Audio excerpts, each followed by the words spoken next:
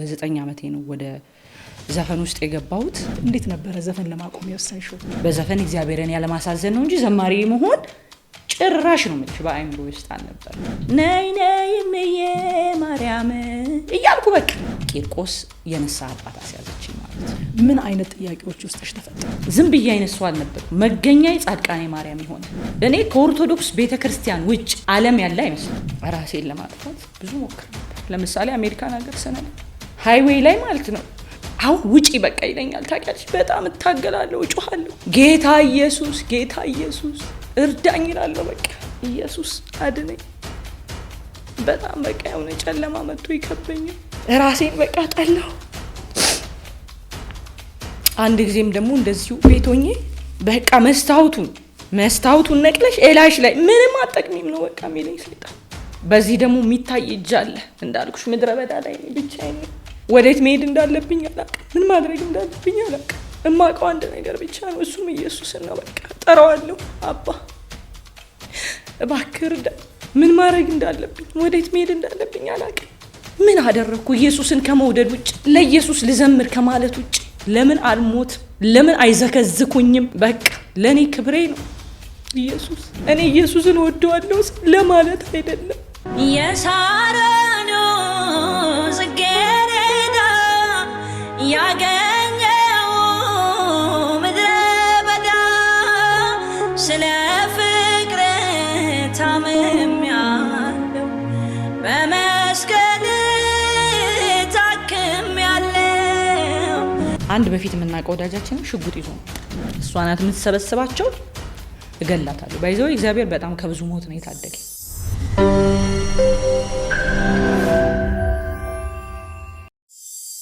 ጤና ይስጥልኝ የተወደዳችሁ የኒቆዲሞስ ሾው ተመልካቾች፣ የኒቆዲሞስ ሾው ነው። አዘጋጅና አቅራቢዋ ትዕግስት እጅጉ ነኝ። በየሳምንቱ በዚህ ሰዓት በመላው ዓለም ሆናችሁ የምትከታተሉት የእንግዳ ፕሮግራሜ ነው። ይሄ ፕሮግራማችን በኒቆዲሞስ ዩቲዩብ ቻናል እና እንዲሁም በተስፋ ቴሌቪዥን የሚተላለፍላችሁ ይሆናል። በየሳምንቱ በዚህ ሰዓት ቆይታችሁን ከኔ ጋር እንድታደርጉ ግብዣችን ነው። የተወዳችሁ ተመልካቾች ዛሬ እንግዲህ በልዩ ልዩ ማህበራዊ ድረገጾች ላይ እንዳስታወቅኳችሁና ጥያቄዎችን እንድትሰጡን በተናገርኩት መሰረት የእናንተን ጥያቄዎች ይዤ እንዲሁም ደግሞ እኔ ያሰብኳቸውንም ነገሮች እንዲሁ አሰባስቤ በጣም የምንወዳት በጣም የምናከብራት እግዚአብሔር ታላቅን ጸጋ ያስቀመጠባትን የኢየሱስን ወዳጅ ዘማሪት ዘርፌ ከበደን ይዤላችሁን የመጣሁት። ከእሷ ጋር በሚኖረን ቆይታ እንግዲህ ዛሬ እንደምንማር እንደምንታነጽ የብዙዎቻችሁ ጥያቄም እንደሚመለስ በጣም እርግጠኛ ነኝ። በድጋሚ አብራችሁ እንድትቆዩ ግብዣይ ነው። ዜድዬ እንኳን ደህና መጣሽ። እንኳን በሰላም ቆየሽኝ ቲጂ። በጣም አመሰግናለሁ ወደዚህ ሾው ስለጋበዝሽኝ፣ እድሉን ስለሰጠሽኝ። እግዚአብሔር ይባርክሽ።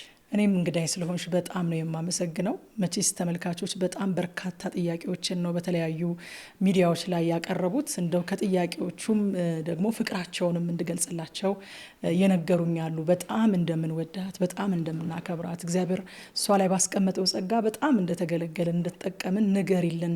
ምን ልጠይቅላችሁ ትይናለሽ እንዴ? እንደውም እንዴት እንደምንወዳት ብቻ ንገሪልን ያሉኝም በጣም ብዙ አሉ። ከነሱ እንደውም ባላስቀድመው ማስከትዬ እኔ ደግሞ ፍቅሬን ልግለጽ። እጅግ በጣም እንደምወድሽ እንደማከብርሽ፣ በአገልግሎትሽ ባንቺ እግዚአብሔር ባስቀመጠው ጸጋ በጣም ከተጽናኑ ጌታን የበለጠ እንድወድ ጌታን የበለጠ እንዳይ ከሆኑ ሰዎች አንዷ ነኝ እኔምና እግዚአብሔር ይባርክሽ ስላገለገልሽን፣ እግዚአብሔርንም ስላገለገልሽ እኛንም ስላገለገልሽን። በነገራችን ላይ አሁን ብቻ ሳይሆን ቀደም ባሉትን መዝሙሮችሽ እኔ በጣም ተጠቅሜያለሁ፣ በጣም ተጽናንቻለሁኝ። የሚያውቁኝ ሁሉ ያውቃሉ ምን ያህል እንደምሰማ ያንቺን ዝማሬዎችና እግዚአብሔር ይባርክሽ ማለት ፈልጋለሁኝ። እግዚአብሔር ያክብርልኝ። አሜን አሜን። ክብሩን ጌታ ይውሰድ። አመሰግናለሁ። አሜን። ዜዲ እንግዲህ ዛሬ በርካታ ነገሮችን ይዘን የመጣ ነው። ደግሞ እንደዚህ በቃለ መጠይቅ ፎርማት ስትመጪም የመጀመሪያሽ ጊዜ ስለሆነ የሚወዱሽ የሚያከብሩሽ ሰዎች ስላንቺ ማወቅ የሚፈልጉትን አንዳንድ ነገሮች ከመጀመሪያው ጀምረን እናነሳለን። ያው መቼስ ሰው አገልጋይ ሆኖ መድረክ ላይ ሲቆም ከሰማይ ዱብ ብሎ አይደለም። የሆነ ቦታ ተወልዶ የሆነ አካባቢ አድጎ በሆነ መንገድ አልፎ እግዚአብሔር በዛ ሁሉ ውስጥ ህይወቱን እየገነባ እዚህ ቦታ ላይ አድርሶት እንደሆነ እናውቃለንና እስኪ ከመጀመሪያውን ጀምር። ዘርፌ የተወለደች የታደገች? እሺ ዘርፌ እንግዲህ የኤርትራ አገር ወይ ደግሞ ግዛት ውስጥ አሰብ የሚባል ከተማ ውስጥ ነው ተወልጄ ያደግኩት ያው አባቴ ወታደር ነበር። ስለዚህ ሁላችንም ልጆች እዛ ነው የተወለድነው። እስከ ኤሌመንተሪ ድረስ የተማርነው እዛ ነው። ስለዚህ ተወልጄ ያደግኩት አሰብ ከተማ ውስጥ ነው ማለት ነው። አሁን ዞር ብለሽ ስትመለከችው አስተዳደግሽ ላይ የነበሩትን የእግዚአብሔርን አሻራዎች እንዴት ታያቸዋለሽ? ያደግሽባቸውን ቦታዎች፣ የሄድሽባቸውን ስፍራዎች ስታስተዊ እንዴት ታያቸዋለሽ? እንዴት ታስታውሻቸዋለሽ? አስተዳደጌ ኮምፕሊትሊ ከቸርች የወጣ ነው ወይ ደግሞ ከቤተ ክርስቲያን ማለት ነው። እኔ በልጅነቴ በ9 ዓመቴ ነው ወደ ዘፈን ውስጥ የገባሁት። መዝፈን የጀመርኩት አካባቢ ውስጥ ነው። ለምሳሌ ሰርግ ሊሆን ይችላል፣ እንደገና ደግሞ አስታውሳለሁ ግንቦት ልደታ ሊሆን ይችላል እና ይጠሩኛል እና እዛ እዘፍናለሁ ማለት ነው። እና እንደዛ እያልኩኝ ከዛ የኢትዮጵያ ኮሚኒቲ ሴንተር እዛ ኮሚኒቲ ሴንተር ነበር እና እዛ በደም ሾው አቀርብ ነበር። እዘፍናለሁ በጣም ግጥም ለመያዝ ዜማ ለመያዝ በጣም በቃ ፈጣን ነበርኩኝና በቃ ብዙ ሰዎች እየወደዱ ይሸልሙኝ ነበር አስታውሳለሁ። ሰርግም ላይ ስዘፍን እንደገና እንዳልኩሽ እንደዚህ የሰፈር ሆኑ ብቻ በዓላት ሲኖሩ እዛ ላይ ጠራና አቀነቅን ነበር በደንብና በቃ ሰዎች ሲሸልሙኝ ነው እንደውም በቃ ድምጽ አለኝ ማለት ነው የሚለውን ነገር ራሱ ያወቅኩት። በቃ በጣም ሌሎች ሲዘፍኑና እኔ ስዘፍን አንድ አልነበረምና አስታውሳለሁ ለእናቴ በጣም ብዙ ብር የዘፈንኩኝ ቀን በቃ ብዙ ብር ይዤላት ነበር ወደ ቤት መገባውና በዚህ መንገድ ነው እንግዲህ ዘፈን የጀመርኩት። በጣም በልጅነት እድሜ ነው።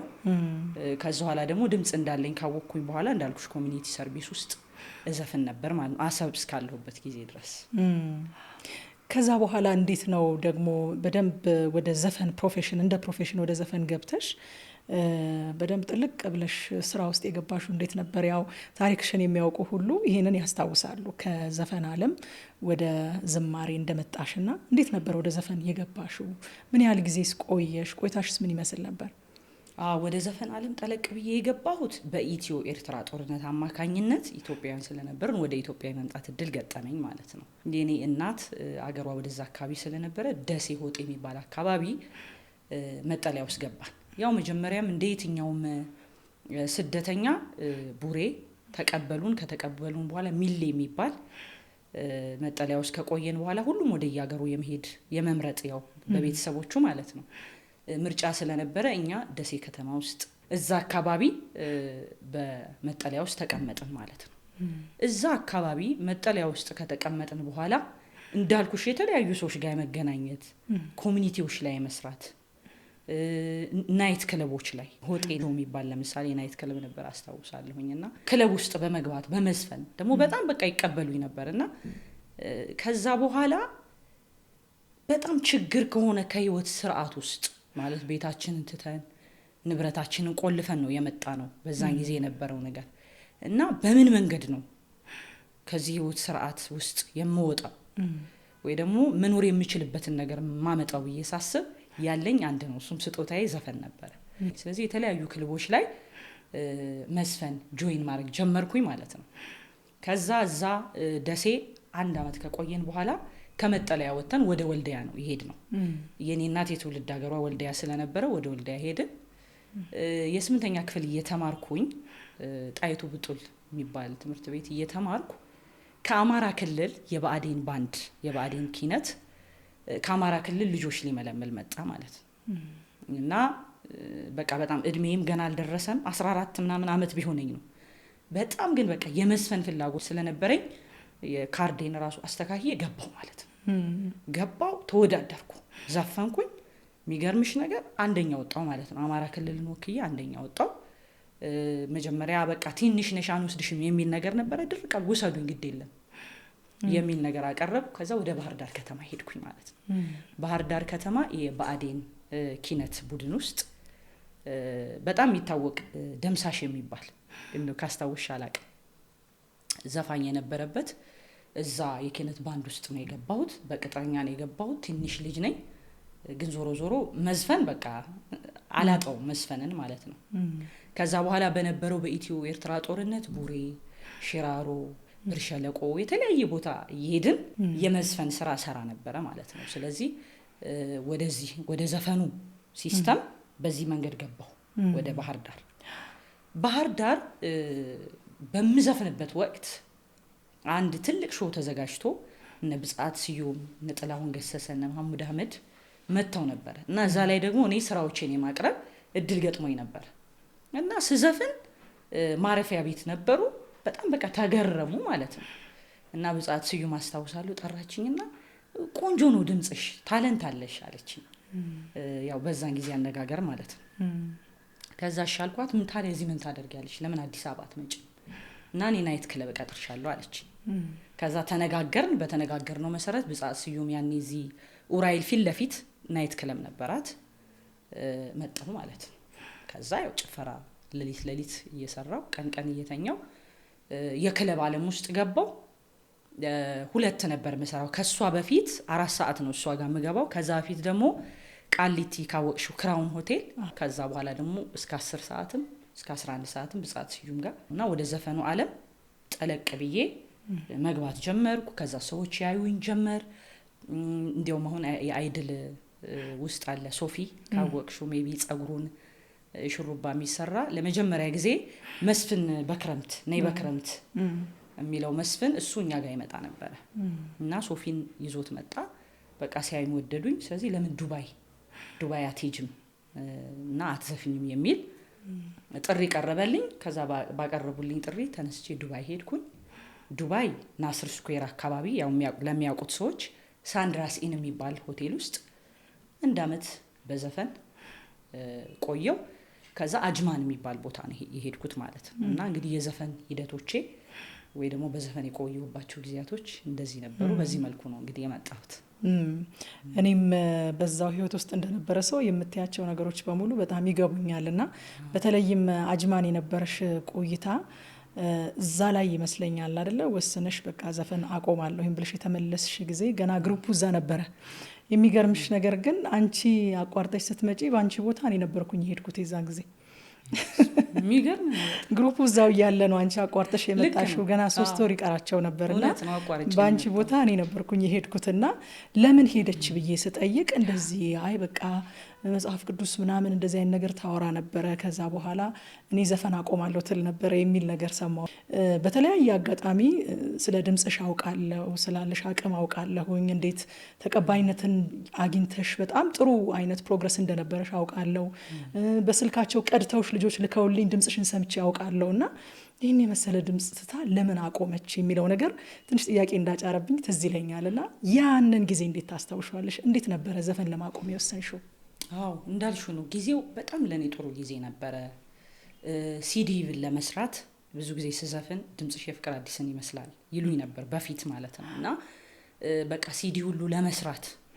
የወሰንኩበትና በደም ወደ ዘፈኑ ዓለም ጠለቅ ብዬ ለመግባት የወሰንኩበት ጊዜ ነበር እና ህሊናዬ ደግሞ ያለሁበት የላይፍ ስታይል ትክክል እንዳልሆነ በዚህ መንገድ እስከመቼ ነው የሚሉ ጥያቄዎች ሁሉ ጊዜም እንደሰው ይኖራሉ ያው ኢግኖር ወይ ካላረግናቸው በስተቀር ለሚጠይቀን ለአይምሮአችን መልስ ላለመስጠት ካልዘጋ ነው በስተቀር ሁሉ ጊዜ ይኖራሉና እኔ በዛ ህይወት ውስጥ ሳልፍ ያው ታውቂያለሽ በቃ የዘፈን ህይወት እጠጣ ነበር አጨስ ነበር እቅም ነበርና ደግሞ በትንሽነት እድሜ ነው የተቀላቀልኩት ወደ ዘፈኑ ዓለም እና ኮምፕሊትሊ ነበር ጠልቄ የገባሁትና ወደ አይምሮዬ ግን የእግዚአብሔር ነገር ይመጣል እኔ እንዴት እንደሆነ አላውቅም ግን ያለውበት ነገር ልክ እንዳልሆነ ውስጤ ይረዳል ስለዚህ የሆነ ሰዓት ላይ ምን አልኩኝ በቃ ይሄ መንገድ እኮ መጥፎ መንገድ ነው የሚሆን መንገድ አይደለም እንደምታውቂው በጣም ብር ያመጣል ብር ያስገኛል ግን ውስጤ በጣም ጥያቄ መፍጠር ጀመረ ማለት ነውና እንዲሁም አንዴ ለተከታታይ ሳምንታት በቃ እረፍት ያጣሁበት ነገር ተፈጠረ ውስጤ እግዚአብሔርን የመፈለግ እኔ እኮ ራሱ ምልሻው ከኦርቶዶክስ ቤተሰብ ነው የመጣሁት ሃይማኖት እኮ አለኝ ግን እንደዚህ ጠለቅ ብሎ እግዚአብሔርን የመፈለግ ነገር እንዴት ውስጤ እንደገባ ራሱ ሳላውቀው በቃ አልኩኝ ማለት ነው ተነሳው የዛን ጊዜ እኛ ለቃ አጅማን የሚገርምሽ ጆኒ ነበር አሁን ጌታ አግኝቶ ድራመሩ ማለት ነው ጆኒ እና ሄድኩኝና ጆኒ በቃ እኔ ዘፈን አልፈልግም ምናምን ስላቸው የሆነ ነገር ሆኜ ነው መሰላቸው ምን ሆነሽ ነው ደሞዝም ከሆነ እናስተካክለ ማለት የኔ ነገር ሊገባቸው አይችልም ለምን አንድ ዘፋኝ ሄዶ የሆነ ሰክሰስ ላይ ሲደርስ እንዴት ሁሉንም ነገር ድሮፕ ያደርገዋል በሚል ማለት ነው እና እዛው ነው እኔ ቀሚስም መግዛት እየጀመርኩት ማለት ነው ወደዚህ ስመጣ ዘማሪ ሆናለሁ በመዝሙር ምናምን የሚል ሐሳብ የለኝም። እንዳልኩሽ የመዝሙር ባክግራውንድ የቸርች ባክግራውንድ የለኝም። ከልጅነቴ ጀምሮ ዓለም ውስጥ ነው የነበርኩት ማለት ነው። እና ግን በቃ መተው አለብኝ መመለስ አለብኝ እና እስከ መቼ ነው የሚል ድምጽ። ከዛ በጣም ነው በቃ የተጨነኩት። ስለዚህ እተዋለሁ። ስተው ለመተው ስወስን ምንድነው መሆነው ምንድነው ምበላው? ያው ቤተሰቦቼን እናቴና ትንሽ ወንድሜ እኔ ነበርኩ ማስተዳደረው ማለት ነው። እንዴት ነው መሆነው እንዴት ነው ማረጋቸው አላውቅም። ግን ወስኜ ራሴን ያገኘሁት ኢትዮጵያ ነው ማለት ነው። እና በዚህ መንገድ ነው እንግዲህ ወደዚህ የመጣሁት። ወስኜ ከመጣሁኝ በኋላ ሄለን በርሄን አቃት ስለነበር እንግዲህ አሁን አንዳንድ ዘፋኞች ስም ይነሳል ይቅርታ ያለፍኩበት ስለሆነ ነው። የሷ እህት ሳራ የምትባል እህት አለች። በጣም በቃ ኦርቶዶክስ ቤተክርስቲያን ህጉን ስርዓቱን ሁሉ የምትከተል ነበረች። ስለዚህ ይሄን ነገር ስትሰማ እንዴ እኔ እህት አለችኝ አለች። ሄለን በርሄ ሳራ ትባላለች። ስለዚህ ከሷ ጋር አገናኘችኝ ማለት ነው። ወደ ኢትዮጵያ መጣሁ። ምንም አላቀም እንዳልኩሽ ስዘፍን የኖርኩት ምን ማድረግ እንዳለብኝ በሃይማኖት ስርዓት ውስጥ ምንም አላቅም ማለት ነው። ያን ስልሽ እናቴ ስላለፋች እኔ ሃይማኖተኛ እንደሆን ዋጋ ስላልከፈለች አይደለም። ሁሉም እናት እንድንሆንላቸው የሚፈልጉት ነገር ስለነበር አስታውሳለሁ። ቤተክርስቲያን ይዛይ ትሄዳለች ሁሌ ማለት ነው። ግን አልረዳው። የኔ መንገድ ደግሞ ሌላ ነበረ። ከዛ ከሄለን በርሄ እህት ጋር ከሳርዬ ጋር ተገናኘን። እሷ ቂርቆስ የንስሐ አባት አስያዘችኝ ማለት ነው። ስለዚህ የወጣሁበት መንገድ ለምን ወጣሽ የሚለው ጥያቄ አይምሮዬ በቃ ረፍት ማግኘት አቃተው። የሚሄድበት መንገድ ትክክል እንዳልሆነ ተረዳው። እንዴት እንደሆነ ግን አላውቅም። ስለዚህ ለዛ አይምሮ ይጠይቀኝ ለነበረው ጥያቄ መልስ ነው የሰጠሁት ማለት ነው። እንዴት ነበር ከዛ በኋላ ታዲያ ወደ ዘማሪነት ደግሞ ገብተሽ በዘፋኝነት ከምትታወቂበት ጊዜ በተለየና በጣም በበዛ መልኩ ደግሞ በመላው ኢትዮጵያውያን ዘንድ በቃ አማርኛ ቋንቋ በሚሰሙ ሁሉ ዘንድ ማለት እችላለሁኝና በዝማሪዎችሽ በጣም ገንሽ ወጣሽበት ጊዜ ነበር። እንዴት ነበር ወደ መዝሙሩ ዓለምስ የተቀላቀልሽው? እንዳልኩሽ ነው እንደመጣው ሳርዬን ያገኘኋት ያው በኦርቶዶክስ ቤተክርስቲያን የሃይማኖት ስርዓት ንስሐ መግባት የሚባል ስነ ስርዓት ስላለ የንስሐ አባት ነው ያስኩት። ከዛ የንስሐ አባቴ አስታውሳለሁ ቂርቆስ ነው እሷ ናት የወሰደችኝ። ንስሐ ቆጥረው ሰጡኝ ማለት ነው። ለምሳሌ ስግደት ቆጥረው ሰጡኝ። በእመቤታችን በቅድስት ድንግል ማርያም እድሜ የሚባል ስግደት አለ እሱን ሰጡኝ። ስለዚህ ቦታ ስናስብ ጻድቃኔ ማርያም ነው። እኔ አላውቀውም የሃይማኖት ስርዓቱን አላውቅም። እዛ ደግሞ በቆሎ በሶ ነው የምትበይው ምግብ አትበይም። ደብረ ምጥማቅ ላዩ ላይ ምግብ መብላት ይቻላል። ታች ግን ገዳሙ ላይ በእግርሽ ነው የምትሄጂው። በቃ ለኔ አስቢ እንግዲህ ከዱባይ መጥቼ በጣም እምፈርጥ ነበር መመስለው ማለት እንኳን በእግሬ ልሄድ እና በእግሬ መሄድ ጀመርኩኝ። ቆሎ ነው የምበላው። በቃ ግን እግዚአብሔርን ለማስደሰት የነበርኩበት የህይወት ስርዓት መጥፎ ስለነበረ በእግዚአብሔር ፊት ይቅርታ ለማግኘት ግን ማድረግ የነበረብኝን ሁሉ አደረኩኝ እና የቆየሁት አስታውሳለሁ ለመጀመሪያ ጊዜ 1 ወር ከ5 ቀን ነበር። 1 ወር ከ5 ቀን በቆየሁበት ከስቼ ጥላሸት በቃ መስዬ ነው የመጣሁት። ለምን ልምምዴ ስላልነበረ ከዚህ በፊት እኔ እንደሱ አይነት ስራ ስላልነበረ። ከዛ በኋላ ወደዚህ ከመጣሁ በኋላ ያው ከሳርዬ ጋር አብሮ መውጣት ጀመር። የመዝሙሬ ነገር የጀመረው አንድ ወደዚህ ወደ መርካቶ አካባቢ ወደ አውቶቡስ ተራ አካባቢ አንድ ሰርግ ላይ ይዛኝ ትሄዳለች እሷ። ከዛ በፊት ዝም ብዬ አንጎራጉራለሁ አይደለ? ያው መቼስ ድምጽ ሲኖርሽ ዝም አትይም። ኤግዛክት ዘማሪ ባትሆኝም መዝሙሮች ትሰሚያለሽ፣ ደግሞ ወዲያው ካሽ ታረጊያለሽ፣ ትዘምሪያለሽ። እንደዚህ ስል ትሰማኛለች እሷ ማለት ነው።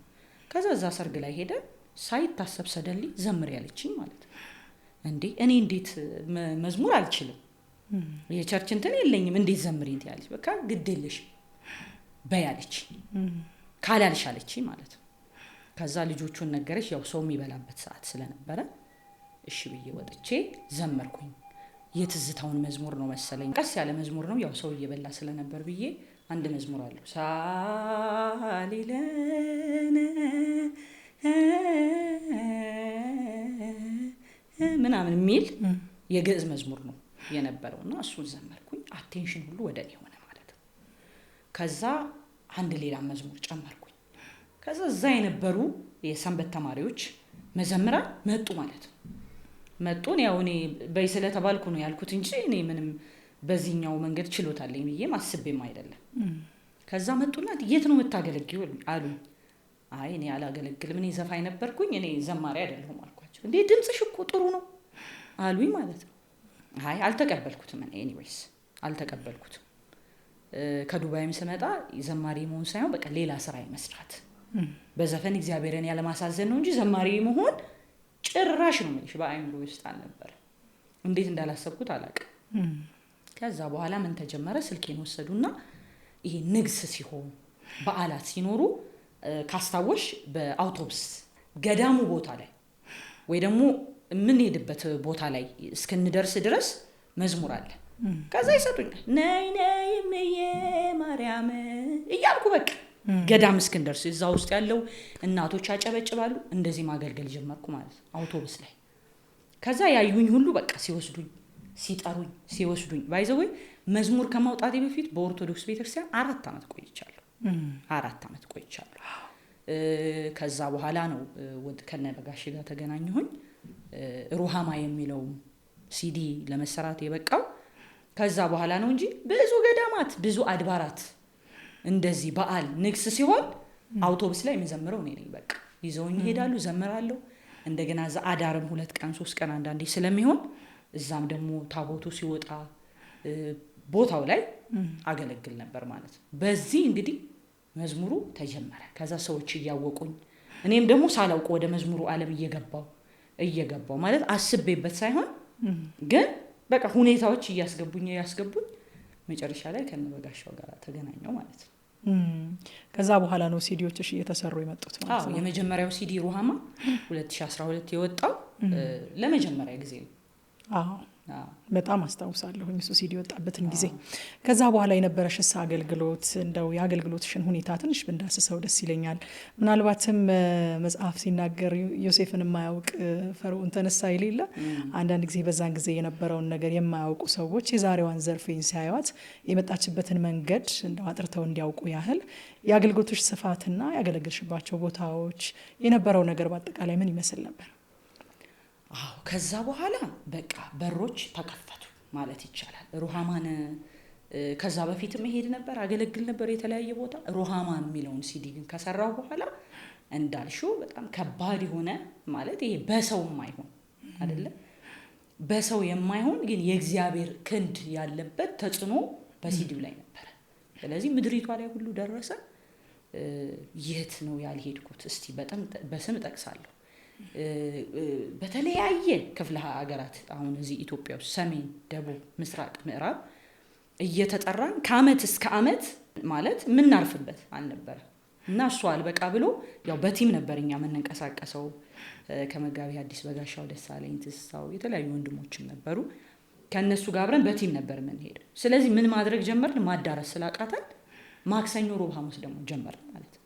ስለዚህ ያለን ቀን ሰኞ ነው። ሰኞ ሽግግር እናደርግና ማክሰኞ፣ ሮብ፣ ሐሙስ ደግሞ የሆነ ሀገር ቦረና ይሄን ሁሉ አውቶቡስ ተራ እየሄድን ባስ እየያዝን ታዋቂ ነን ተሰሚ ነን ሳንል መቃብር ቤት እያደረን ነው። እንግዲህ ያው እያገለገሉ ሰዎች ያውቁታል። በኦርቶዶክስ ቤተክርስቲያን ስታገለግል የትም ሀገር ሂጂ መቃብር ቤት ነው የምታርፊው። መቃብር ቤት ማለት በዚህ ሳይድ ያሉ ለማያውቁ ሰዎች ሰው ይቀበርበትና ሀብታም የሆኑ ሰዎች ቤት ይሰራሉ።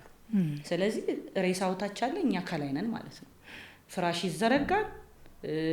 ምእመኑ የቤተክርስቲያኑ ምእመን በሚያዋጣው ምግብ እዛ ይሰራል።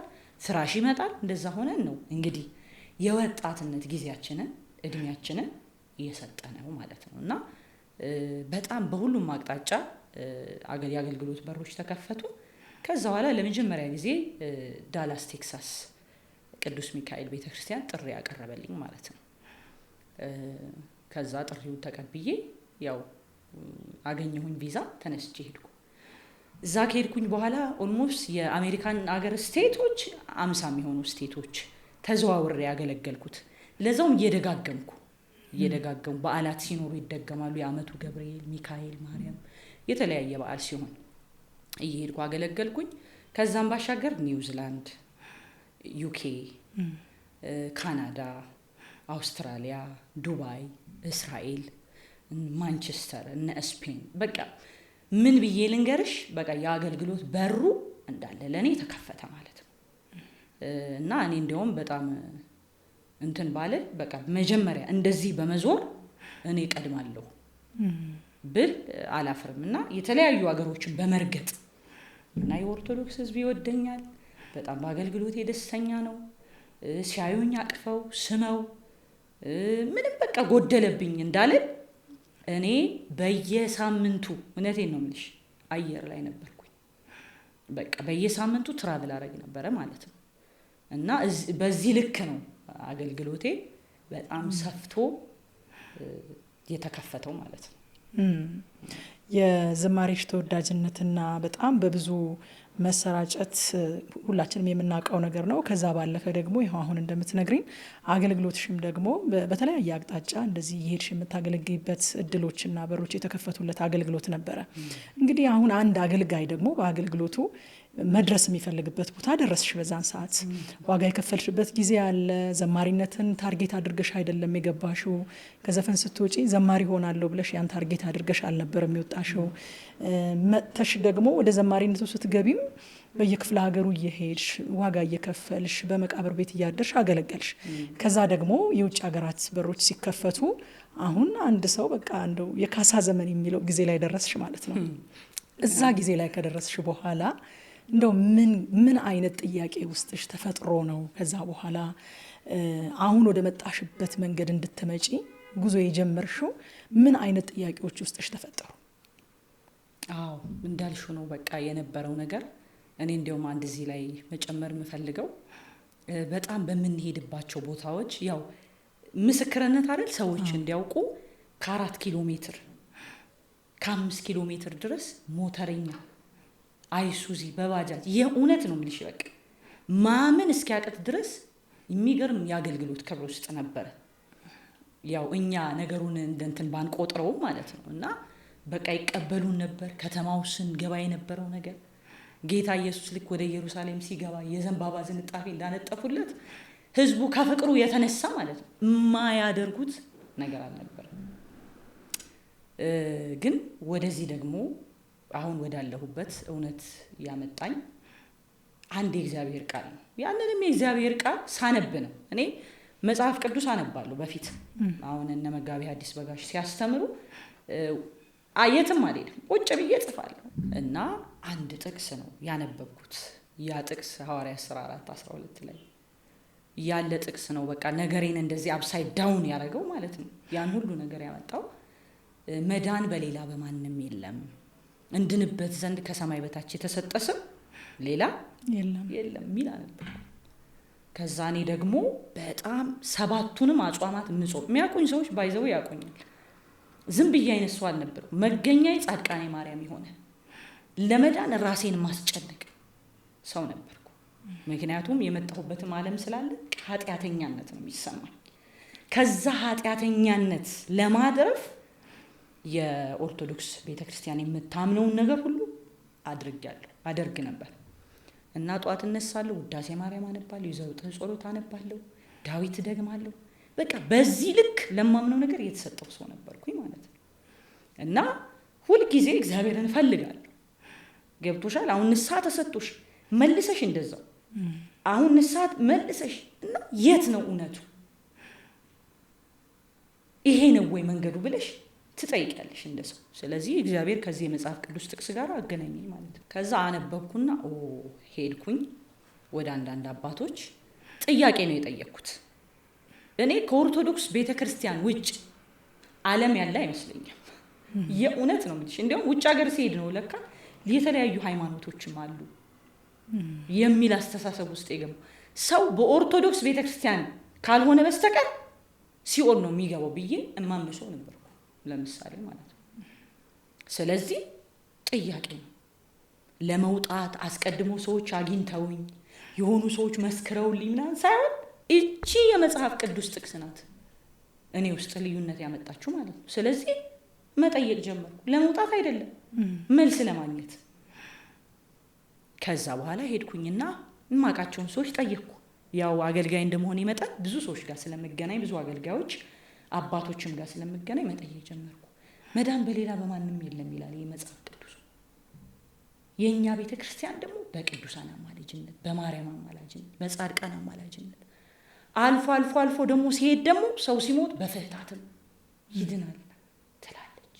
የቱ ነው እውነቱ የሚል ጥያቄ ነበር ያቀረብኩት። የእውነት ይሄ ሁሉ ነገር ይመጣል፣ ስደት ይመጣል፣ መከራ ይመጣል ብዬ አስቤ አልነበር።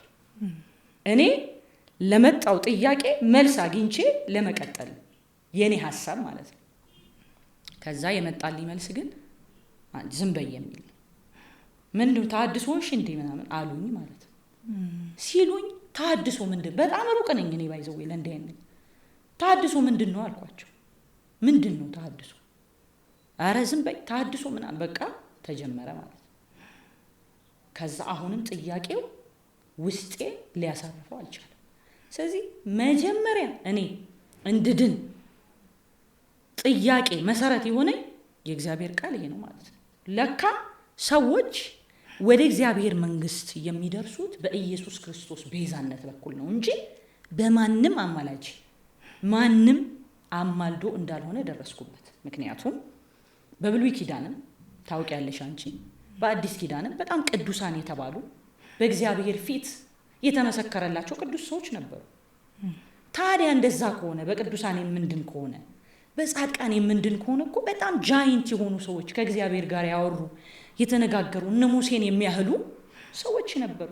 ለምን አላደኑም? ስለዚህ የኢየሱስ መምጣት ምንድን ነው ፋይዳው? የኢየሱስ በመስቀል መሰቀል፣ ያን ሁሉ መከራ ማየት፣ በዛ ሁሉ ምጥ ውስጥ ማለፍ ምንድን ነው ፋይዳው የሚል ደግሞ ጥያቄ ወደ አይምሮ የመጣ ማለት ነው። ስለዚህ ከዛ በኋላ ሳነብ እነሱም ያስተምሩት አስተምሮ ከመጽሐፍ ቅዱስ ጋር እንደሚጋጭ ከእውነቱ አባት ከሆነው አይደለም የመጽሐፎች ሁሉ አባት ከሆነው ከመጽሐፍ ቅዱስ ጋር ሕያው ከሆነው ከእግዚአብሔር ቃል ጋር ዘላለም ከሆነው ከእግዚአብሔር ቃል ጋር እንደሚጋጭ ደረስኩበት ማለት ነው። ከዛ የሆነው ምንድነው? እኔ ኢየሱስ ስላለው ስደት ጀመረ። እኔ ኢየሱስ ስላለው ስደት ጀመረ። ከዛ በተደጋጋሚ እንደገና ሌላ ጥያቄ መጣ። እንዴ ኦርቶዶክስ ቤተክርስቲያን ይሄንን ያህል መስቀል አንጠልጥላ ኢየሱስ ሲባል ሰዎችን የምታሳድድ ከሆነ ማርያም ሲባል የማይረበሹ ከሆነ ችግር አለ ማለት ነው የሚል ደግሞ ሌላ ጥያቄ። ለምንድን ነው ኢየሱስን አይደለም ወይ የምናመልከው? በቅንነት ነው እኔ የእውነት ኢየሱስን አይደል ወይ እቺ ቤተክርስቲያን የምታመልከው? ታዲያ ለምንድን ነው ኢየሱስ ሲባል ሰዎች የሚቆጡ የሚሉ ጥያቄዎች ወደ ውስጤ በጣም እየበዙ መጡ። ደሞም እያስመሰከሩልኝ መጡ። ማርያም ስትይ ቅዱሳን ስትይ በጣም ደስ ይላቸዋል። በመዝሙርሽ መሃል እንግዲህ አምላክ ነው አይደል? ዋና ነው አይደል? ከሱ በላይ ማን አለ? ኢየሱስ ስትይ ግን አንቺ ጴንጤ ሆንሽ እንዴ እስከመባል ደረጃ እየደረሰ ተመጣ ማለት ነው። ከዛ በኋላ ስደቱ እየበዛ እኔም ደግሞ ኢየሱስ ላይ ሙጭጭ እያልኩ የገባኝ አንድ ነገር አለ። ስለዚህ ኢየሱስን ልተው አልችልም። የህይወቴ መሰረት፣ የመዳኔ መሰረት፣ አጠቃላይ የክርስትና ፋውንዴሽን ኢየሱስ ስለሆነ እሱን ትቶ ህይወት የለም። የዘላለም ህይወት የሚባል ስለሌለ እኔ ይሄን እየተረዳሁ ከመጣሁኝ በኋላ በቃ ግጭት እየተፈጠረ መጣ ማለት ነው። የሆነ ቦታ ስጋበዝ ይጮሃሉ። ለምሳሌ እዚህ ናዝሬት ስላሴ ቤተክርስቲያን ጋብዘውኝ ሄጄ ነበር በማገለግልበት ወቅት። በቃ እኔ እየዘመርኩ ነው እንግዲህ የኔን አርዶስ እያልኩ ነው። ከዛ ተነስተው መጡ። መጀመሪያ እንገልሻለን ምናምን የሚል ወረቀት ይመጣል። ያው በኦርቶዶክስ ቤተክርስቲያን ይሄን ዘምሪልን ምናምን የሚል ወረቀት ይልካሉ በፊት። አሁን ተለውጦ እንገልሻለን፣ እናጠፋሻለን፣ አንለቀሽ ምናምን የሚል ወረቀት። ከዛ እኔ ጌታ ሆይ አበርታኝ፣ ልቤን አጠንክራልኩ ማለት ነው።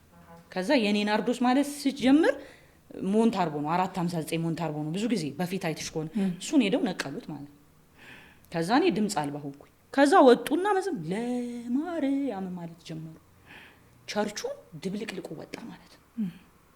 ከዛ በኋላ እኔን ሸፍነው ድንጋይ እየወረወሩ ህፃናት ልጆች እውነቴን ነው የምልሽ ምራቅ እየተፉ እኔ እንዲህ አይነት ጥላቸው ይቻላል። ከዛ ግቢ ወጣሁ ማለት ነው። እና በተደጋጋሚ እንደዚህ አይነት ነገሮች እየበዙ መጡ። ለምሳሌ ዋሽንግተን ዲሲ እኔም ያመንኩትን ነገር ከመናገር ወደ ኋላ አልልም። እና በየአቅጣጫው ስደቶች፣ መገፋቶች በቃ በተወሰኑ ነበር የጀመረው። መጀመሪያ ለቤተ ክርስቲያኗ ተቆርቋሪ ነን በሚሉ ሰዎች የተጀመረው ነገር እያደገ እኛን እየገፋን እያወጣን እኛም ለመውጣት ሳናስብ ሳንፈልግ ያለ እቅዳችን ግን እየገፉ አወጡን ማለት ነው። ከዛ እኔ አሜሪካን ሀገር ነበርኩኝ። ያው ለመጨረሻ ጊዜ በአሜሪካው ሲኖዶስ አሜሪካን ሀገር ስለነበር ማገለግለው ኦፊሻሊ ውግዘት ደረሰብኝ ማለት ነው። ኦፊሻል እንግዲህ ቁጭ ብለው አባቶች ብዙ ጊዜ ሰው የሚወገዘው የዶግማቲክ ነገር ላይ ነበረ የሚሰብኩ ሰዎች ነበሩና ከዛ በኋላ ግን ኦፊሻሊ ሲኖዶሱ ቁጭ ብሎ አወገዘኝ ማለት ነው። ኧረ እንዳንተ ያለ ከወዴት አለ የበደሌ ሸክም ያንከባለለት ውዴ እንዳንተ ያለ ከወዴት አለ ኧረ እንዳንተ ያለ ከወዴት አለ የበደሌ ሸክም ያንከባለለ ውዴ እንዳንተ ያለ ከወዴት አለ ጻድቅ ጠፍቶ አንድስ እንኳን በሕጉ ፊት ሲመዘን በሕጉ ፊት ሲመዘን አይደለም በደላችን ጽድቃችን መርገም ሲሆን ጽድቃችን መርገም ሲሆን የእግዚአብሔር ልጅ ተገልጠህ የጠላት ምክሩ ፈርሷል የጠላት ምክሩ ፈርሷል ኢየሱስ እርቃን ሆነህ ትውልዱ ምሕረት ለብሷል ትውልዱ ምሕረት ለብሷል ኧረ እንዳንተ ያለ ከወዴት አለ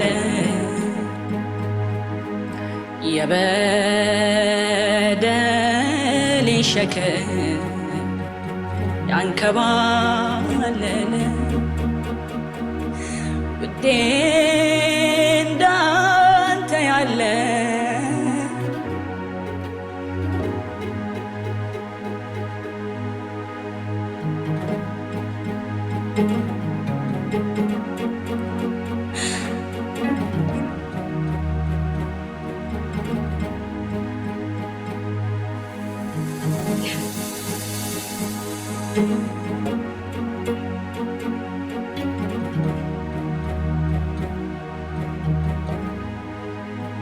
እስከዚህ ጊዜ ድረስ ግን አንቺ ከወንጌል አማኞች ወይንም ከተሐድሶ እንቅስቃሴ ውስጥ ካሉ ወገኖች ጋር ምንም አይነት ግንኙነትም የለሽም።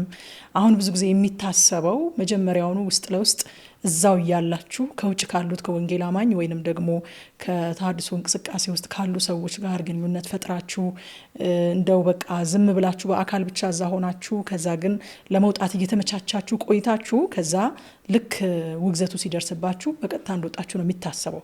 እስከ ውግዘቱ ድረስ አንቺ ምንም አይነት ግንኙነት አልነበረሽም? የመውጣትም አላማ አልነበረሽም? እኔ አልነበረኝም እውነት ለመናገር ምንም። ይሄ አሁን ከፕሮቴስታንት ጋር ያሉ ሰዎች ወንጌል እንዲህ ነው የመዳን መንገድ ይሄ ነው ብሎ የነገረኝ ሰው የለም።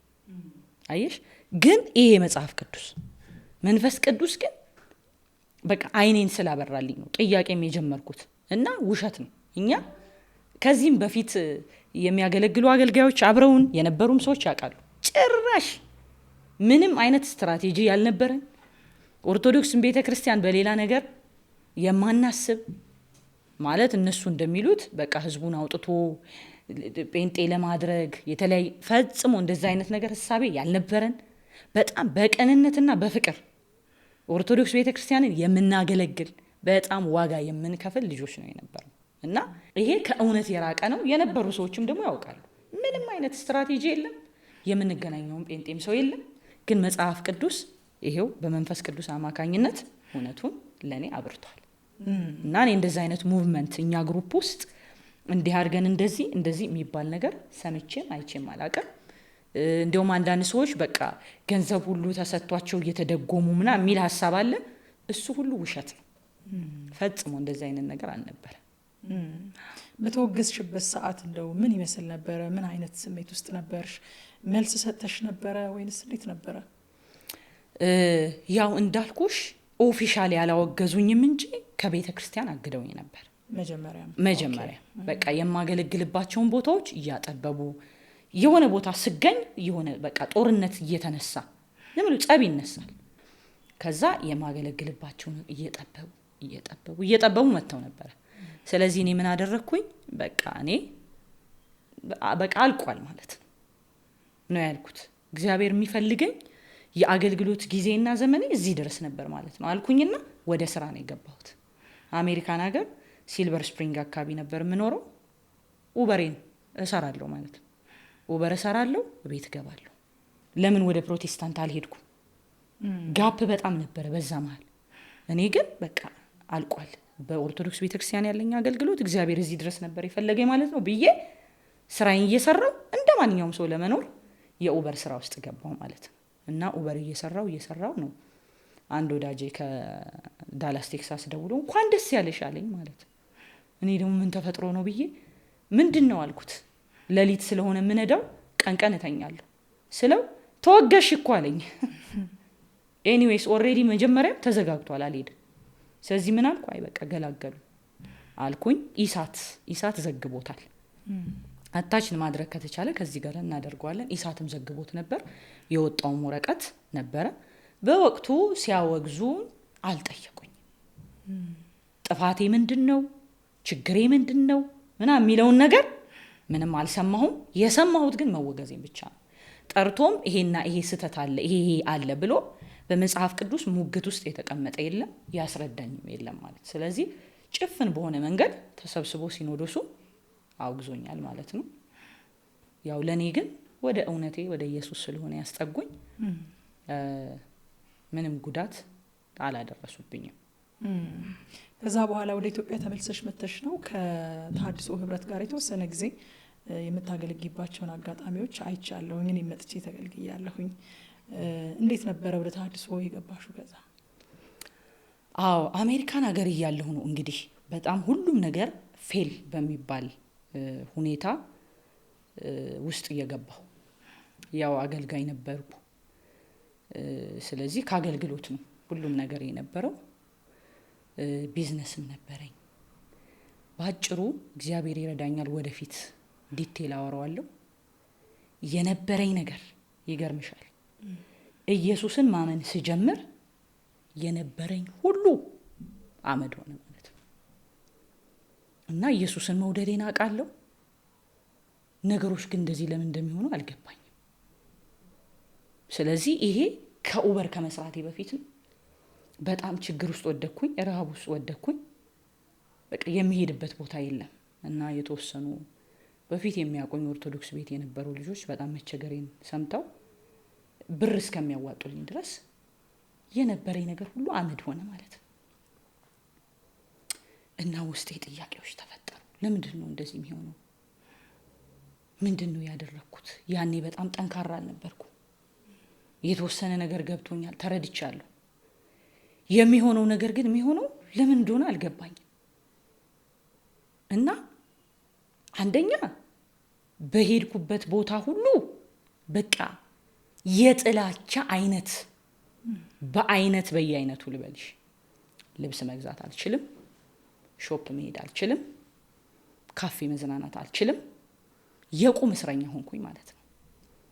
በሄድኩበት በወጣሁበት ቦታ ሁሉ እንገልሻለን የተለመደ ነው። ጠብጠብ የሚላቸው ሰዎች አሉ። በጣም በቃ አይቸው ማላቀው ሪጀክሽን ማለት ነው። አስቢ እንግዲህ ከዛ ሁሉ ክብር ኢየሱስን በመምረጤ ኢየሱስን በመውደዴ አፕሪሺየት ሊያደርጉኝ ሲገባ ድንጋይ ነው የመጣው። ዘፋኝ እያለው ያልነበረ ድንጋይ ለኢየሱስ ተለየው፣ ኢየሱስን ወደድኩት ስል ግን ድንጋይ መጣ ማለት ነው። ከዛ በጣም ብዙ ተስፋ መቁረጦች መጡ። ሰዎች ስለሚያበረታ አወራዋለሁ። የነበረኝ ነገር ሁሉ አመድ ሆነ፣ ጠፋ። ተስፋ ቆረጥኩኝ፣ በጣም ተስፋ ቆረጥኩ። በቃ ኢየሱስን እንደምወደው አውቃለሁ፣ ግን ብዙ ያልገቡኝ ነገሮች ስለነበሩ ወዴት መሄድ እንዳለብኝ አላውቅም። ስለዚህ በጣም ብዙ ጊዜ ራሴን ለማጥፋት በቃ ሰይጣን ምንድን ነው የሚለኝ መሰለሽ? ልክ ሊትራሊ በጆሮ ይመጣል። ይኸው ምንም እኮ አጠቅሚም፣ ይሄ ሁሉ የሚወድሽ ህዝብ አይፈልግሽም፣ የነበረሽ የኔ የምትይው ነገር ሁሉ አመድ ሆኗል። ስለዚህ ለምን አትሞችም ይለኛል። ታውቂያለሽ? ልክ በአካል መጥቶ ማለት ነው። ባይዞች ሰይጣን ማለት ነው ሲመጣ ሪያሊቲ ነገር ይዞ ነው የሚመጣው። ኢየሱስንም ማቴዎስ 4 ላይ በሪያሊቲ ነገር ነው ሊጥለው የመጣው ማለት ነው። እውነቱም ዞር ብዬ ሳይ ያ ሁሉ ሪጀክሽን፣ ያ ሁሉ ድንጋይ፣ ዘወር ብዬ ወደዚህ ሳይ ሁሉም ነገር አመድ የሆነበት ጊዜ ነበር። ስለዚህ በቃ እውነቱን ነው ሰይጣን፣ ብሞት ነው ይሻለኝ። ስለዚህ በተደጋጋሚ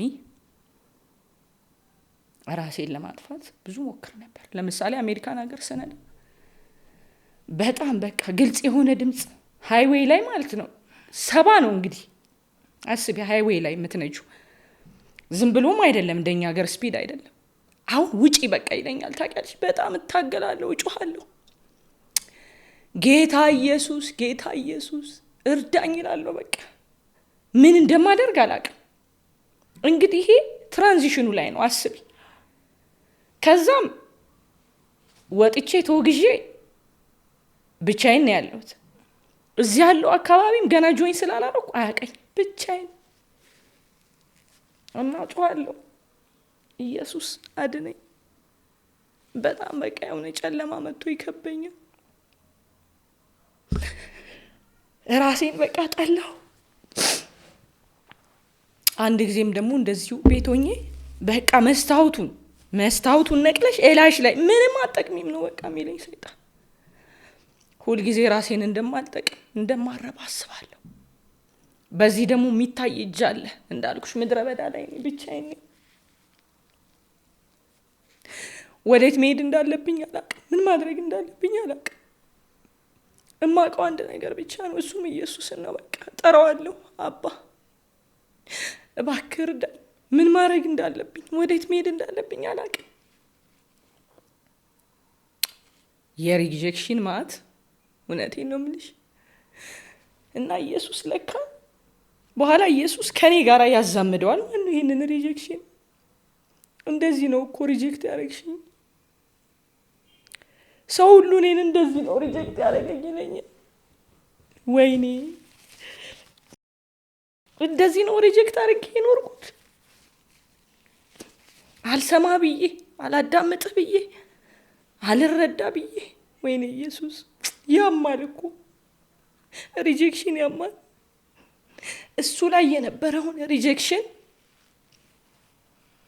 እኔ ላይ ሳየው ይበልጥ ኢየሱስን እየቀረብኩት፣ ይበልጥ ኢየሱስን እየወደድኩት። በዚህ ሰልፉ አለ፣ በዚህ መከራው አለ፣ በዚህ አለመብላቱ አለ፣ በዚህ ውጣ ውረዱ አለ፣ በዚህ ጥላቻው አለ። ግን ኢየሱስ ወደ ራሱ እያስቀረበኝ እያስጠጋኝ፣ በምድረ በዳ ባብላታለሁ አይደል የሚለው፣ እያባበለኝ እኔም ሳልሞት ሰይጣንም ያሰበው ሳይሳካለት። ምክንያቱም ሰይጣን ያውቃል፣ አስቀድሞ የምንሆነውን ያውቃል። እኔ እግዚአብሔር ለዚህ አገልግሎት እንደጠራኝ አላወኩም። በቃ የኔ መጨረሻ ይሄ ነው። ራሴን ጠላሁት። ምንድን ነው ያደረግኩት? ምን አደረግኩ? ኢየሱስን ከመውደድ ውጭ፣ ለኢየሱስ ልዘምር ከማለት ውጭ።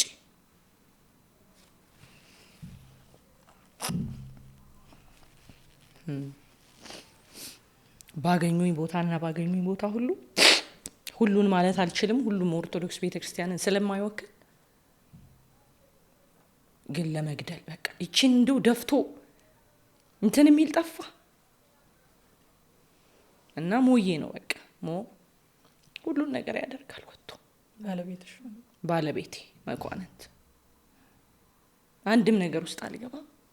ጸጉር ቤትም ሲሄድ እሱ ያደርሰኛል፣ ከበር ይቀበለኛል። ቤት ኪራይ የሚከራየው እሱ ነው። እኔ እንዳለው ሲታወቅ እንዴት አይነት ጥላቻ መሰለሽ ወደ ወቃ ያስወጡናል። ገበያ መገብየት አልችል በገንዘቤ እንግዲህ አስቢ የነበረ ጥላቻ ልነግርሽ አልችል እና ግን ይሄ ሁሉ ጥላቻ ወደ ኢየሱስ እያስጠጋኝ፣ ወደ ሐሳቡ እያስጠጋኝ፣ ወደ ፍቅሩ እያስጠጋኝ ደግሞ የእውነት ብቸኛ እውነተኛ ወዳጅ ኢየሱስ ብቻ እንደሆነ እያሳየኝ ምድረ በዳይ በሆነ ጊዜ ያ ሁሉ ያጨበጨበልኝ ሰው አልደረሰልኝም፣ ማንም አልደረሰልኝም። የኔ የምላቸው አሉኝ የምላቸው ሰዎች ሁሉ ሊደርሱልኝ አልቻሉ። ግን አብሮኝ የነበረው ረዳቴ ግን ኢየሱስ እያሳመነ እኔም ደግሞ ለሱ ለመኖር እየቆረጥኩኝ ማለት ነው። ለምን አልሞትም? ለምን አይዘከዝኩኝም? በቃ ለኔ ክብሬ ነው ኢየሱስ። እኔ ኢየሱስን ወደዋለሁ ለማለት አይደለም። እዛ ድረስ ጥርሴን ነክሼ ወደፊት ሄድኩ ማለት ነው። ሄድኩኝ። ለምን የፈለገ ነገር አይመጣም? ለምን አትገሉኝም? ኢየሱስማ ጌታ ነው። በሱ ጉዳይ ወደ ኋላ አይደለም። ምንም ሊፈጠር ይችላል ብዬ የገባኝን እውነት ጥርሴን ነክሼ በከፍታም በዝቅታም ውስጥ ከዛ በቃ እስቲ ወደ ኢትዮጵያ ልሂድ። በዚህ ሁሉ ምድረ በዳ የሰበሰብኳቸው መዝሙሮችም ነበሩ።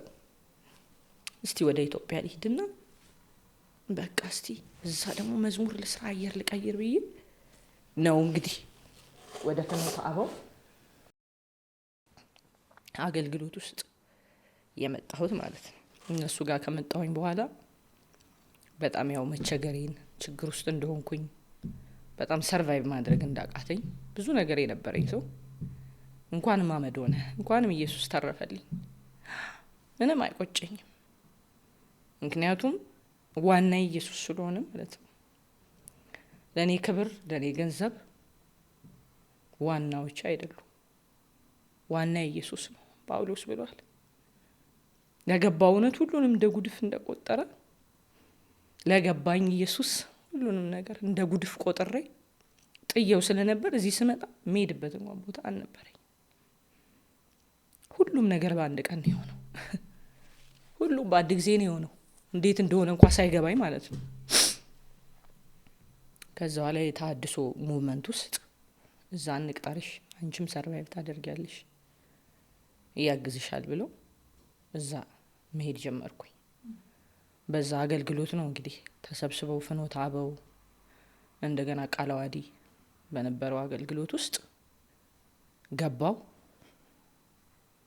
በቃ እግዚአብሔር ራሱ ሂል እያረገኝ እየጠገነኝ በአንድ ጊዜ አልነበረም። የኔ የመዳን የተፈጸመው ሂደታዊ ነበር። ጥያቄዎች ነበሩኝ፣ እነሱን እየመለሰ እያባበለኝ እንግዲህ እስከ ተሃድሶ አገልግሎት ጊዜ ድረስ ቆየው ማለት ነው። ተሃድሶ እያለሽ ቅድም እንደተናገርኩት መጥቼ እኔም አገልግሎትሽን አይቻለሁኝ። በተለይ ደግሞ የፍቅር ምርኮኛ የሚለው አልበም የወጣበትን ጊዜ በጣም አስታውሳለሁኝ። የዛን ጊዜ ያው ከኢትዮጵያ ኦርቶዶክስ ቤተክርስቲያን እንደ ወጣችሁ ግልጽ ሆኖ ውግዘቱን ምኑንም ሰምተን በተሃድሶ አገልግሎት ውስጥ ደግሞ ማገልገል መጀመርሽንም አውቀን ስለነበረ ብዙ ወንጌል አማኞችም ተገኝተን ነበረ የሲዲው ምርቃት ላይና የዛለት በተለይም አላፍርበትም ያመንኩትን አውቃለሁ የሚለው መዝሙር ስትዘምሪ የነበረውን ነገር አስታውሳለሁኝ። የሆነ ግጥምና ዜማ አልነበረም። እንደው መድረኩ ላይ ህይወት ሲፈስ ነበረ የምናየውና እኔ እንደውም ቪዲዮ ላይ ራሴን እያየሁት በጣም በቃ እንትን እያልኩኝ ነበረ፣ እንደዚህ ነበር የሆንኩት እያልኩኝ ነበረና ራሴን መቆጣጠር ሁሉ አልቻልኩኝም ነበረ። ምክንያቱም ያው መንፈስ ቅዱስ ይመሰክር የለ የምትናገሪው ነገር የምትዘምረው የነበረው መዝሙር ብቻ እንዳልነበረ ህይወት ጭምር ሲፈስ እንደነበረ ሲቆረስ እንደነበረ ፊል እያደረግኩ ስለነበረ ነው እንጂ በአካል አግኝቼሽ አውርቼሽ በዚህ ስደት ማለፍሽን አውቄ ለዚህ ነው እኮ ይህን መዝሙር መዘምረው ብለሽኝ አይደለም። ግን ራሱ መንፈስ ቅዱስ እያስረዳኝ በጣም እያለቀስኩኝ ነበረ።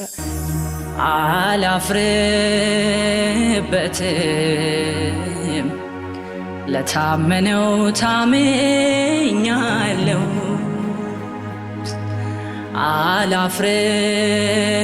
አላፍርበትም ያመንኩትን አውቀዋለሁ፣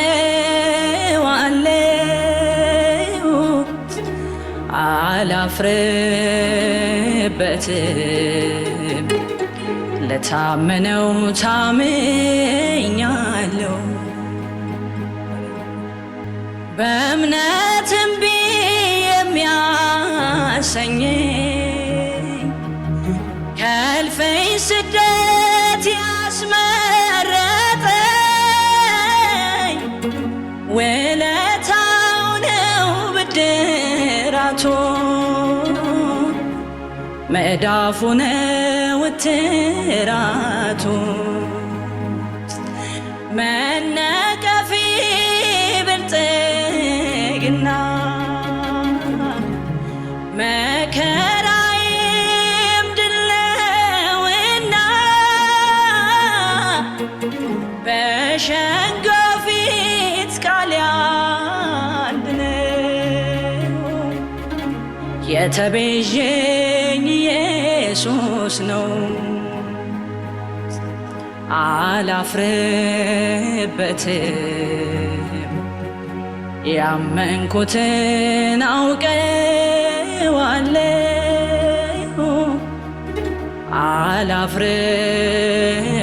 አላፍርበትም ለታመነው ታምኛለሁ። ማይረጌ ነው እስራቴ፣ ሀብሌ ነው ሰንሰለቴ፣ እመካለሁ በመከራ አምኛለሁ እንዳልፈራ። ምን ቢደከም ምን ቢደከም የእግዚአብሔር ቃል ላይ ታሰብ፣ ፍቅሩ ሰብሯል ዝምታዬ፣ ማን ሊቀማኝ እልልታዬን። አላፍርበትም ያመንኩትን አውቀዋለሁ፣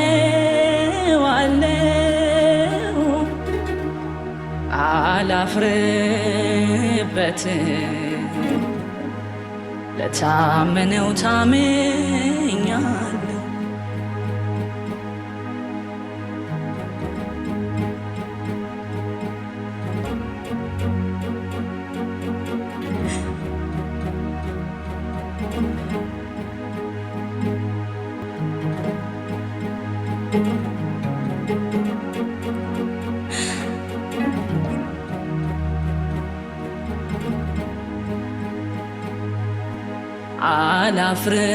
አላፍርበትም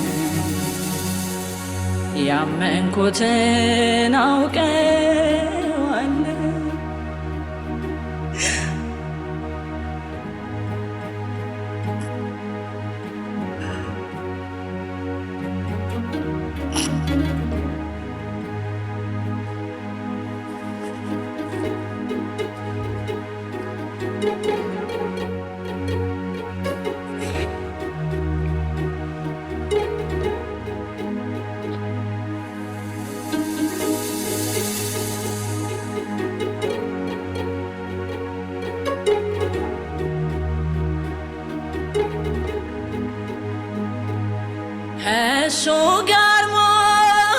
ትንሣኤያለሁ ያለሱ ግን ሕይወት ሞት ነው። ባናምነውም ታምኖ ይኖራል። ራሱን ሊክድ መቼ ይችላል? ያምናል ልቤ በዚህ ጌታ አላዜምም ለሰው ደስታ የታዘዝኩት በቃሉ ነው። በኢየሱስ ስም እንዳደርገው አላፍርበትም። ያመንኩትን አውቀዋለሁ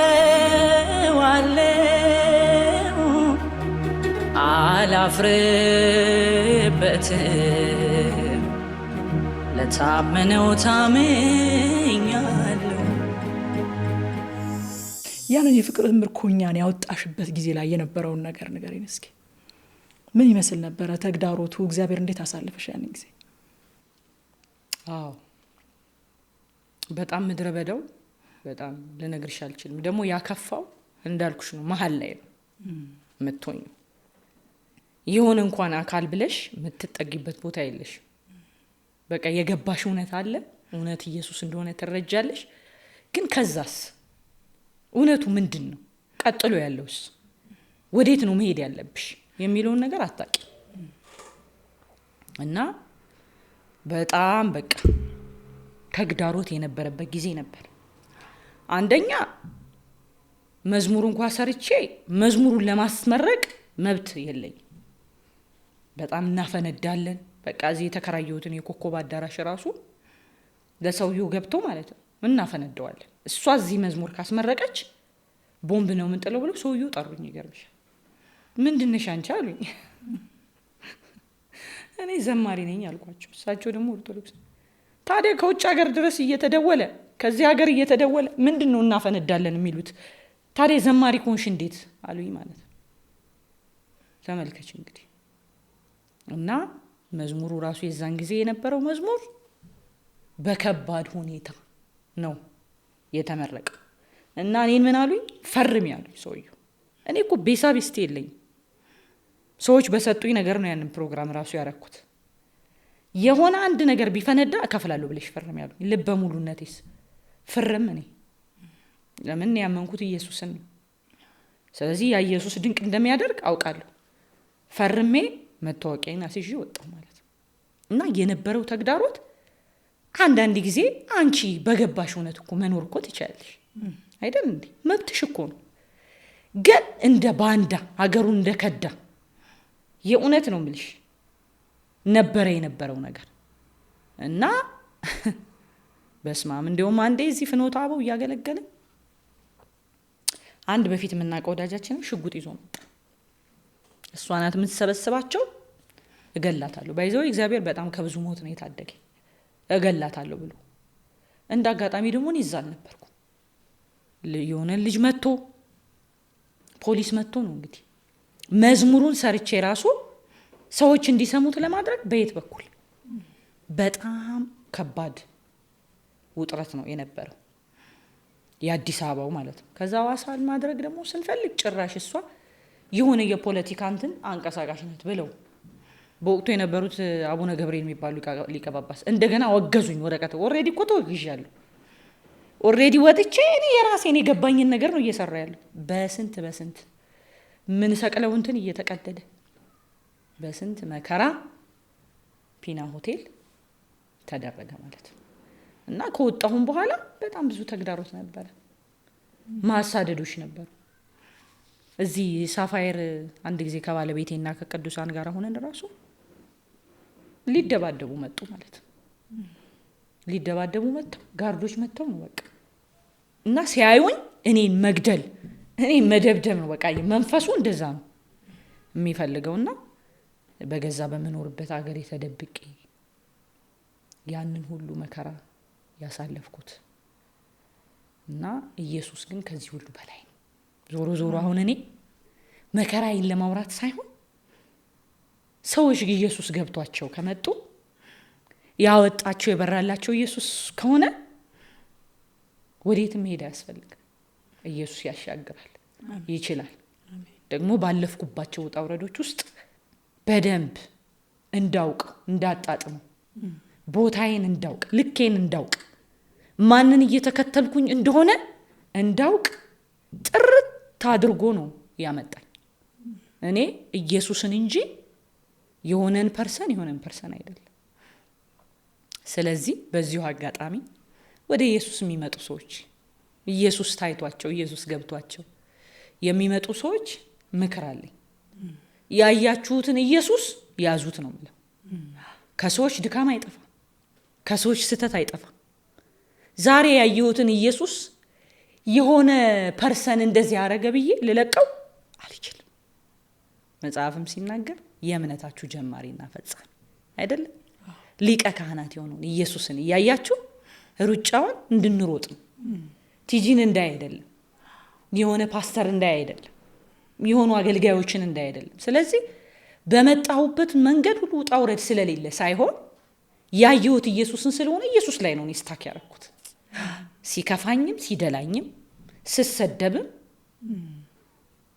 ሲሰነዘርብኝም በሁሉም አቅጣጫ አይኔ ኢየሱስ ላይ ነበር። ሰው እንደማያወጣኝ ገብቶኛል፣ ሰው እንደማያስጥለኝ ገብቶኛል፣ ሰው እንደማያሻግረኝ ገብቶኛል። ስለዚህ ሁሌ አይኔ ኢየሱስ ጋር ስለሆነ ጌታ ኢየሱስ ሆይ እርዳኝ፣ ጌታ ኢየሱስ ሆይ አስተምረኝ፣ ጌታ ኢየሱስ ሆይ አለማምደኝ። አንተን ብዬ ነው ቴዎሎጂ ገብቼ የሆነ እውቀት ዲግሪ ጭኝ አይደለም፣ አንተን አይቼ ነው በቃ። ስለዚህ ያየው አንተ አቅጣጫ አሳይ፣ መንገድ አሳይ። እንደዛ ነው እዚህ የመጣሁት የደረስኩት። በጣም ብዙ ተመልካቾችን በጥያቄዎቻቸው ላይ ያስቀመጡት በጣም ተደጋጋሚ የሆነ ጥያቄ እንደው ያን ሁሉ ስድብ፣ ያን ሁሉ ዱላ፣ ያን ሁሉ ትችት እንዴት አድርጋ ነው የቻለችው? እንደው በምን አይነት መንገድ በምን ጥበብ ነው ያለፈችው የሚሉ ጥያቄዎችን አንስተዋልና እኔም አሁን ብትጠይቅኝ በእውነት በዘመኔ አሁን ከኛ ቀደም የነበሩ አባቶች የከፈሉት ዋጋ ያለፉበት መንገድ ያስተናገዱት ስደት መከራ እንዳለ ሆኖ እኔ ግን አሁን በዚህ በማህበራዊ ሚዲያ በሰለጠነ ዘመን እንደኖረ ሰው በዘመኔ ሚዲያዎች ላይ እንዳየሁት እንዳንቺ የተሰደበ እንዳንቺ የተተቸ እንዳንቺ የተገፋ ሰው አላየሁኝምና ሁሉ ጊዜ ይደነቃለሁ። እንደው ምን አይነት ጸጋ ነው የበዛላት ጌታ ሆይ ላለውና ብዙ ተመልካቾችም ብዙ ወዳጆችሽም የጠየቁት ጥያቄ ያን ሁሉ ስድብ ያን ሁሉ ነገር እንዴት አለፈችው የሚል ነገር ነውና እግዚአብሔር እንኳን አሳልፈሽ እንኳን አሻገረሽ ነው አሁንም ልል የምችለው። በእነዛ ከባድ ጊዜያት እንደው አሻግሮኛል የምትዩ ልዩ ዝማሬ ምንድነው? እስኪ ንገሪኝ። በጣም ብዙ ነው። ያው እንደየቀኑ እንደየውሎሽ እንደሚያጋጥምሽ ነገር እግዚአብሔር በተለያየ መንገድ ይመጣል። ዛሬ ባጽናናሽ ቃል ነገ አይደለም፣ ነገ ደግሞ ሌላ ስለሆነና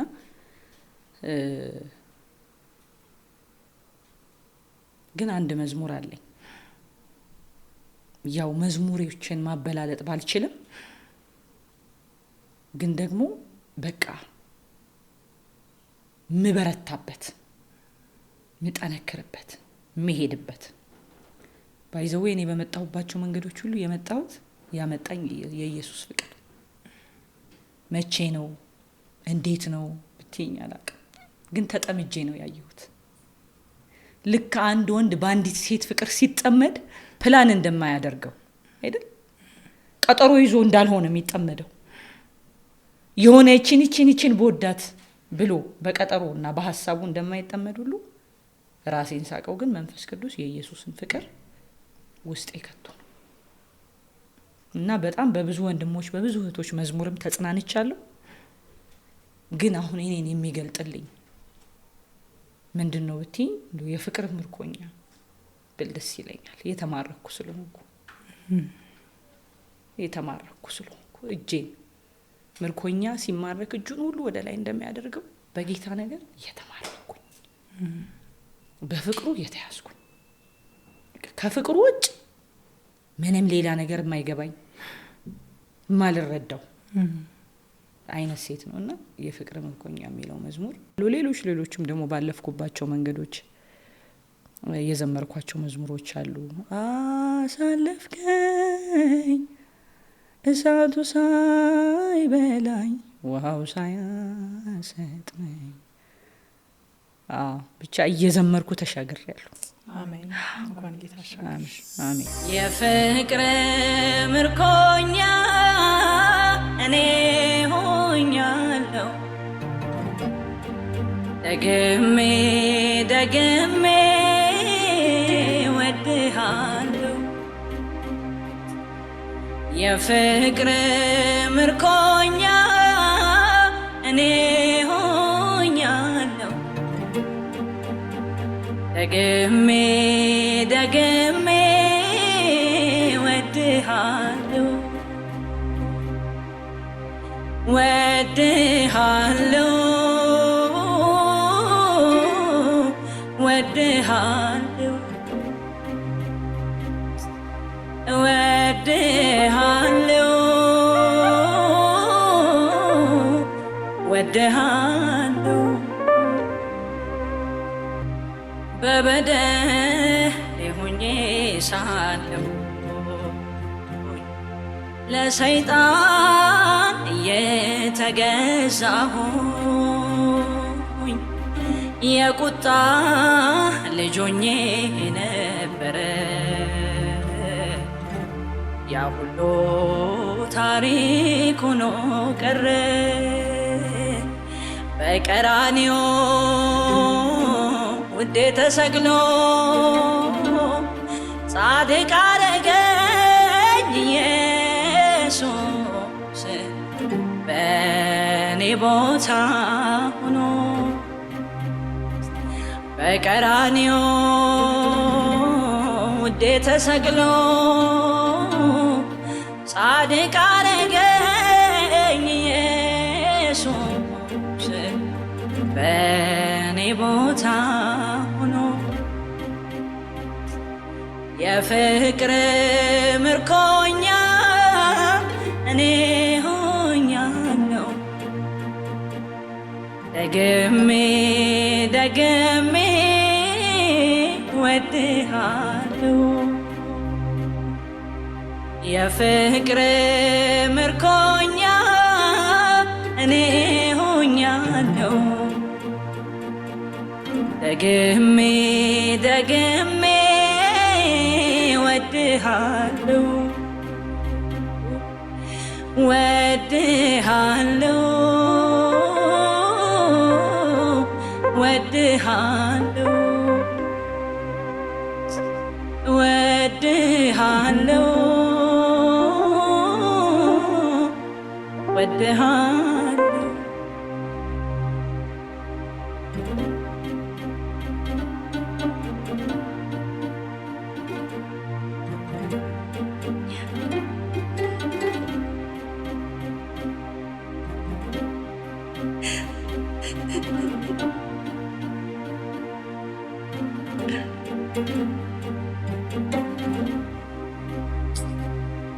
ጠፍቼ ስኖር ካንተ ርቄ ኮብልዬ ያንተን ፍቅር ንቄ የሥጋ ምኞቴን ስከተል ከእግዚአብሔር ተጣልቼ ነበር እንደገና አምላክ እንደገናዬ በትንሣኤ ኃይል አዲስ ሰው አረከኝ ጌታዬ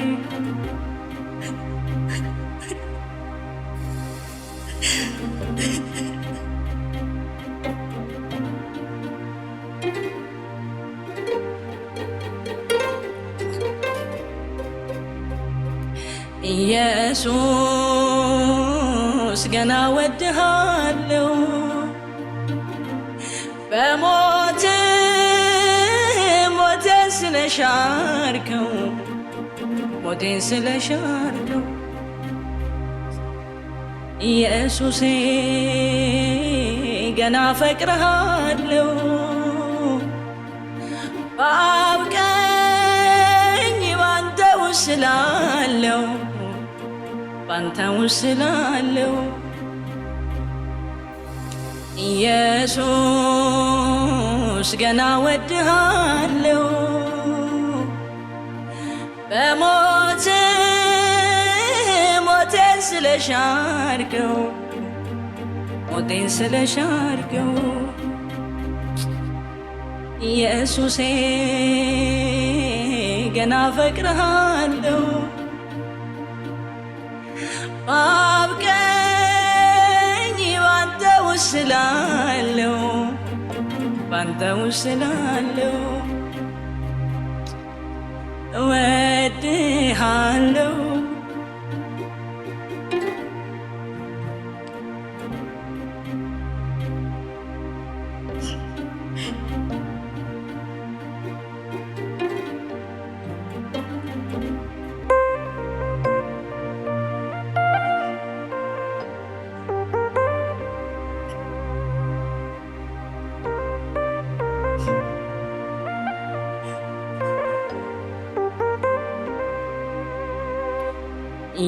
የትኛው አንተን ይገልጥሃል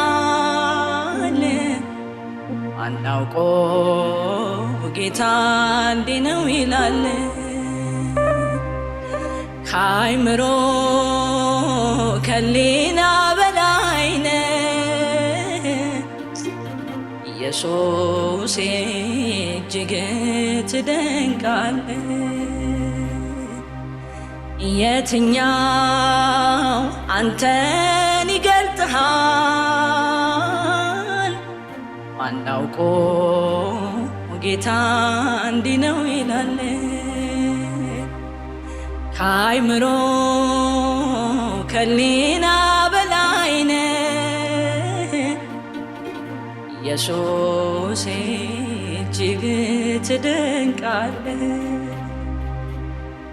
ሲመሽ ሲነጋ እደነቃለሁ ኢየሱስ ያንተን ምሕረትህን እያየሁ ሲመሽ ሲነጋ እገረማለሁ እግዚአብሔር ያንተን ምሕረትህን እያየሁ ወድሃለሁ ወድሃለሁ ወድሃለሁ